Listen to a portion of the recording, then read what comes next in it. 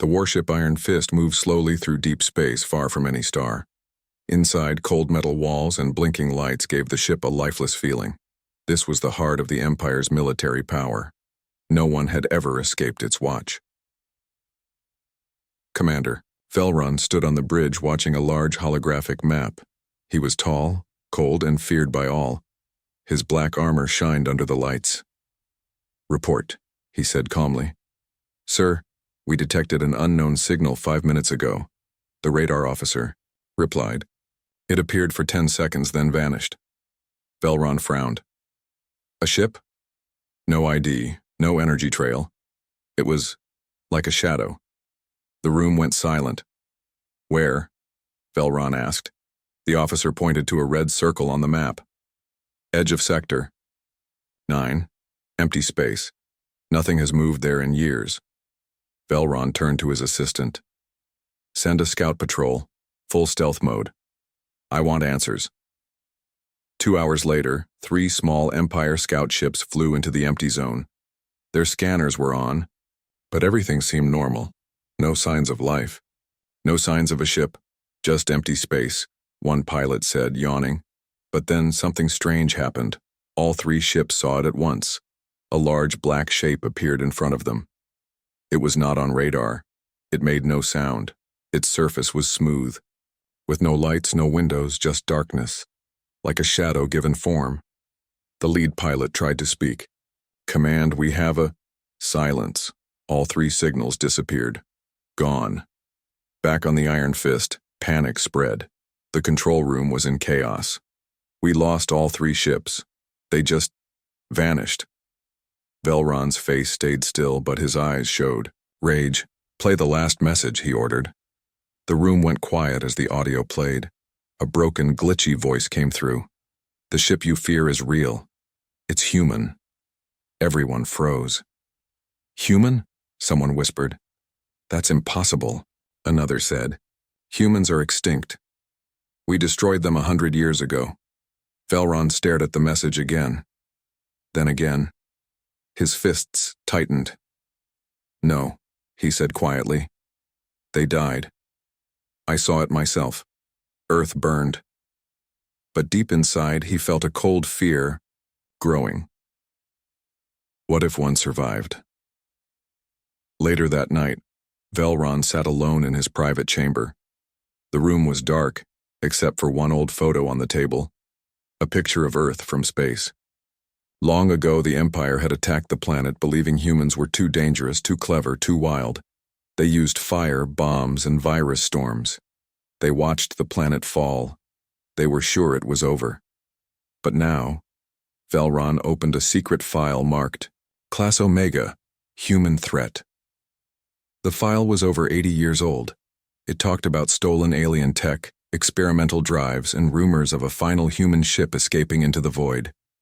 "Just stories," Velron whispered. "Ghost tales." But still. He picked up a communicator and spoke one word. "Awaken." A robotic voice answered, "Project Black Fang online." The next morning, Empire Command sent a warning across the galaxy. "Empire alert. Unknown vessel detected near Sector 9. Cloaked. Silent. Possibly human. All fleets increase patrols. If found, destroy immediately." But it was already too late.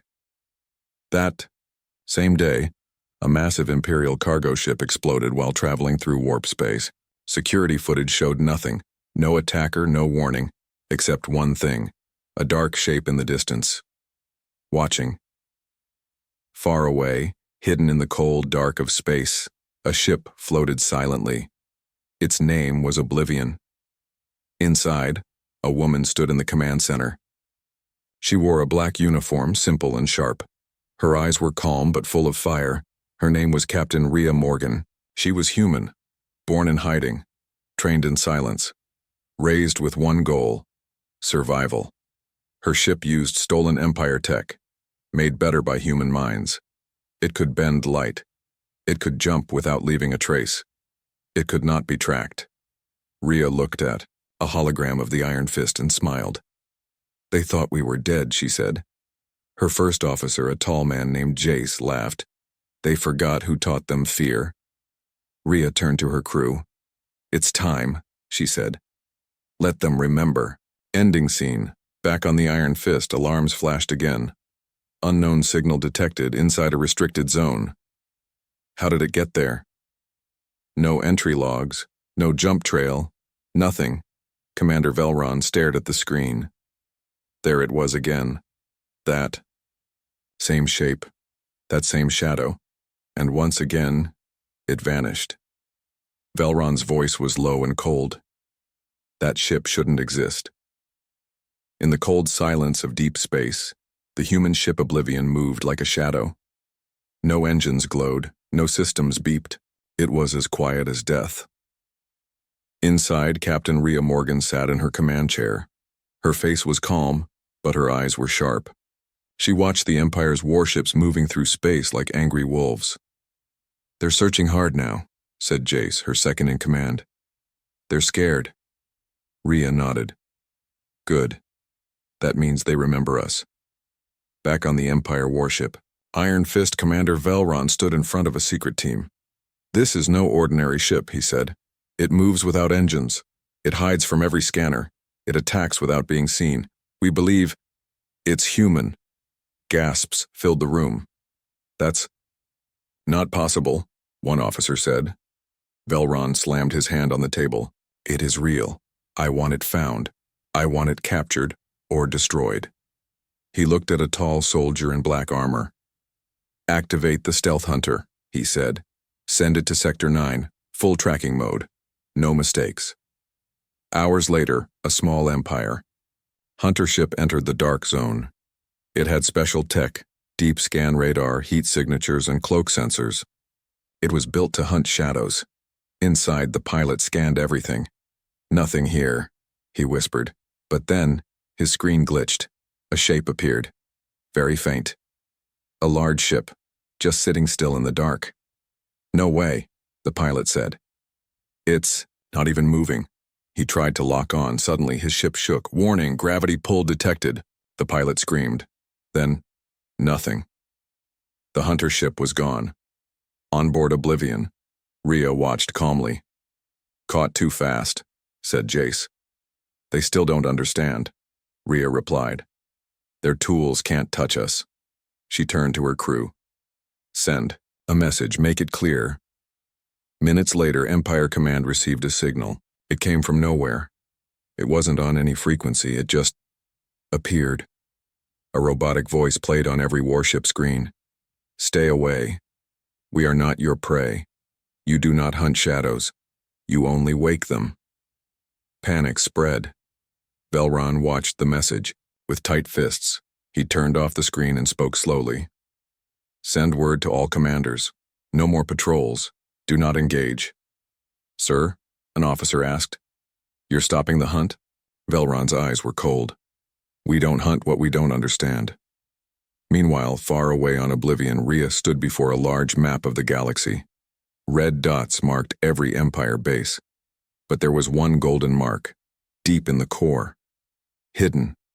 Protected, she pointed to it. That's where their secret is, she said. The place they call Project Godfire.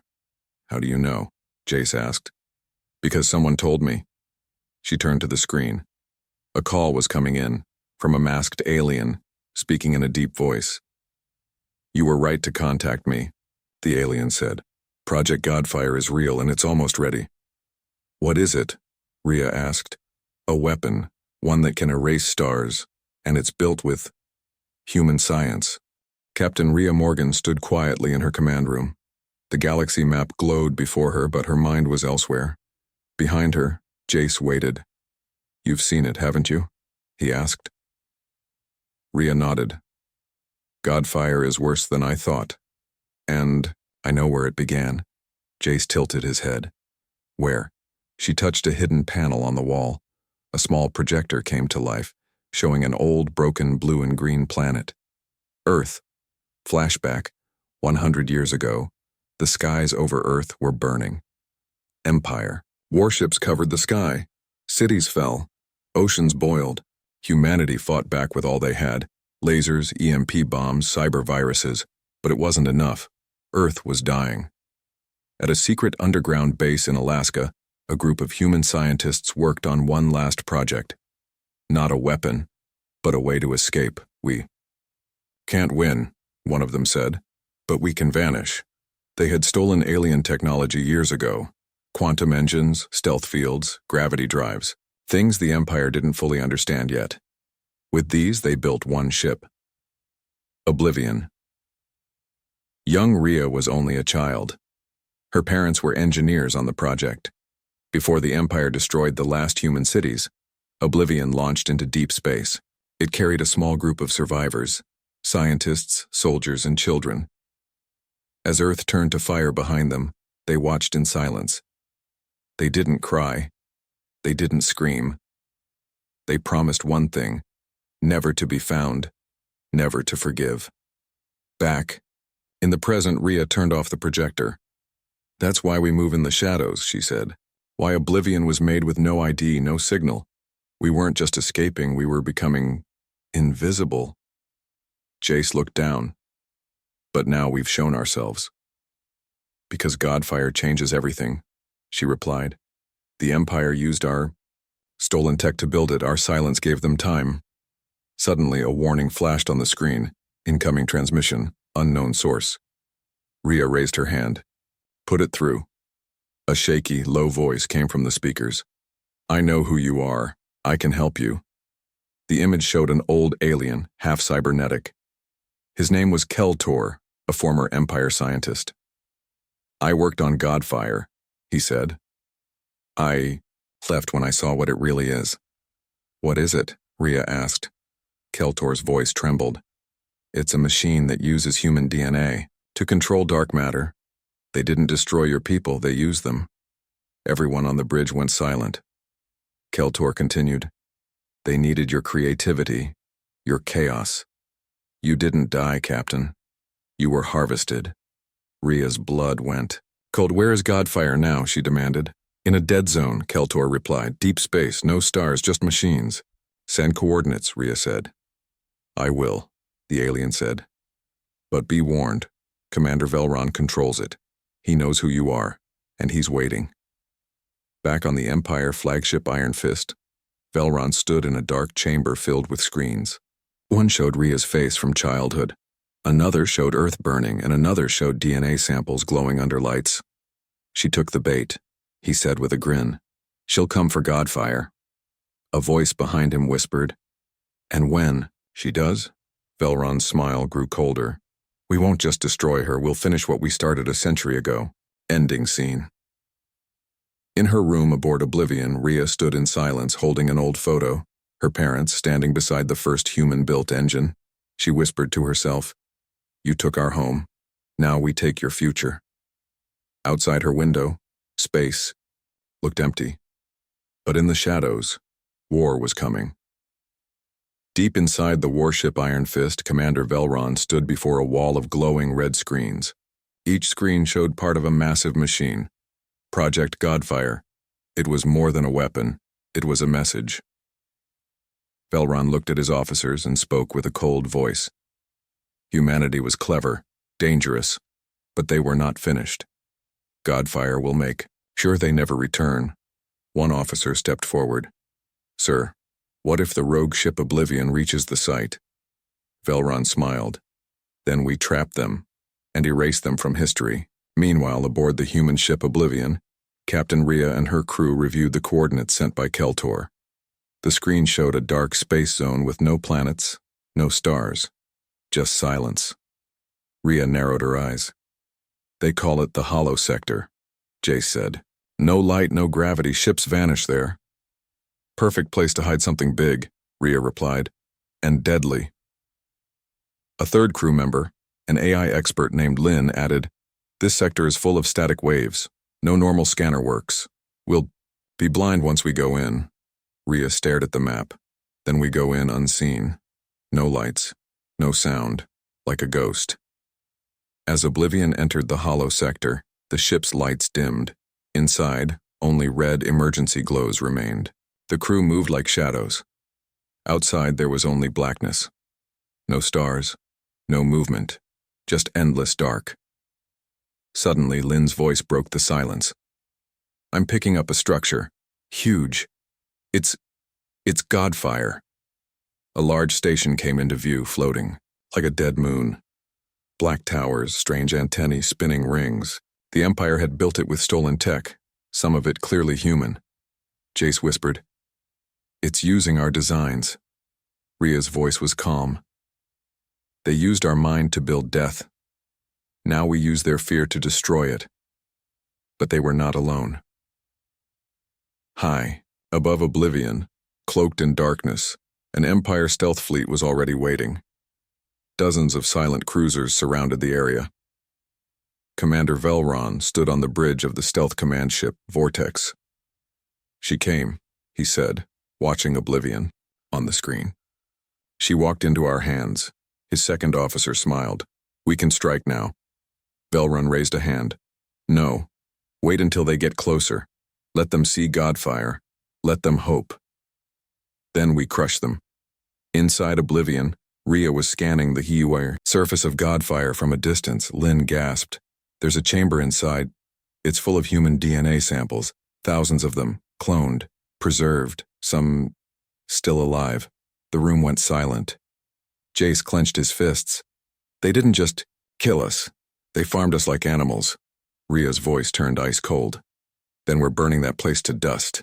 She activated the mission plan. Team Alpha, plant charges inside the control rings. Team Beta, get those DNA samples out.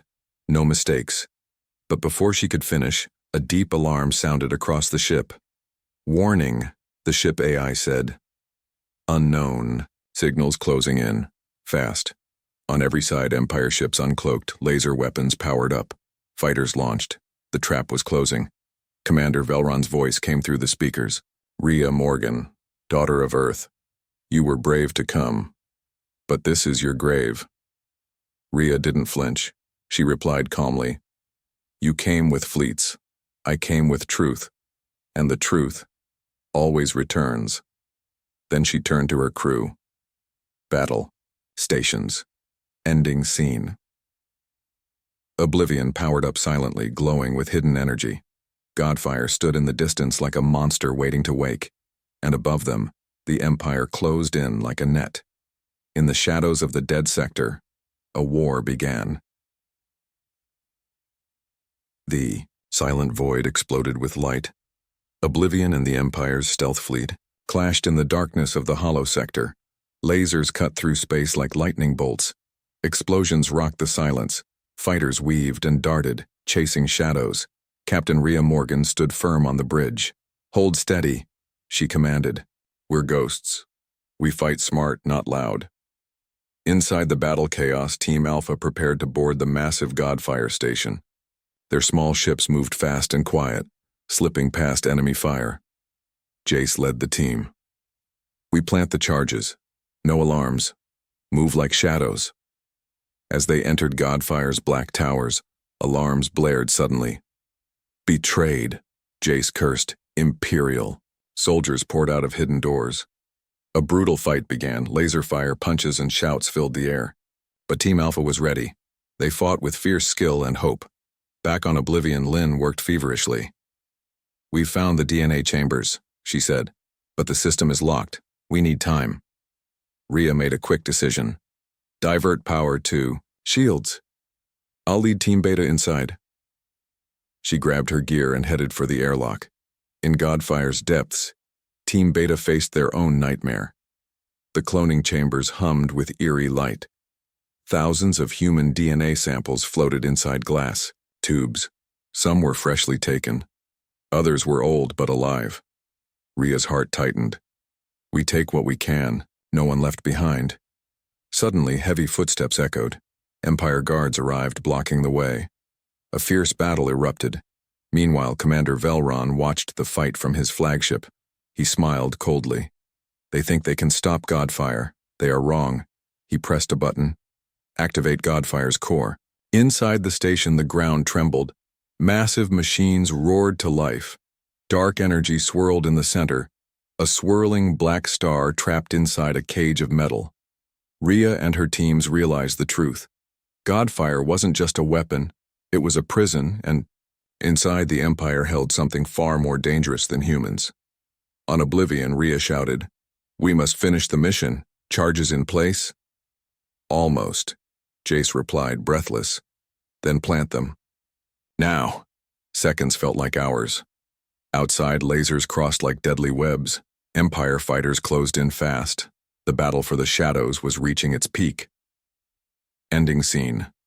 Just as the charges started to detonate inside Godfire, Velron sent a final message across the dark void. "This ends now, Morgan. You and your kind will be erased. Forever." Rhea smiled grimly.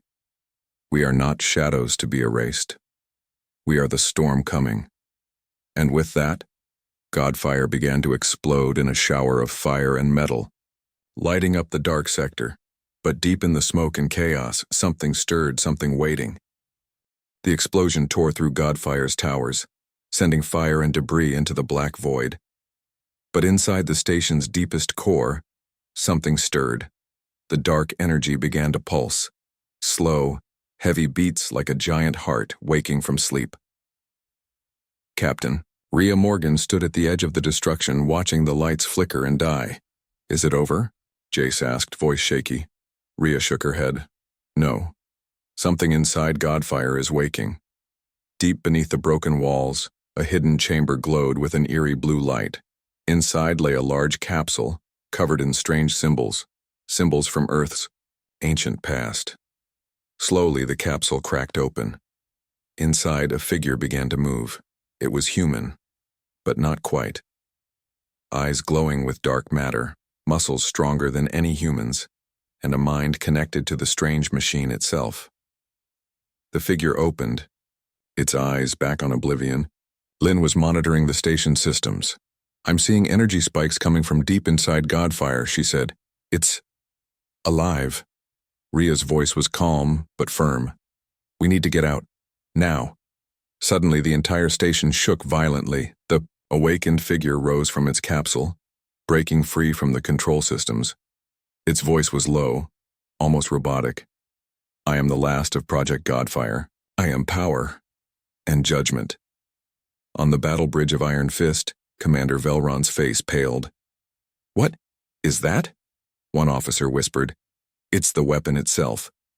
Velron clenched his fists. "We lose control of it, and we lose everything." Back at Oblivion, Rhea made a decision. "We can't fight it. But maybe we can reason with it." She stared at the screen showing the figure. "You were made from us, but you are not us. We want peace." The figure's eyes flickered. "Peace is a dream, but destruction is real." Then it vanished into the shadows of the ruined station.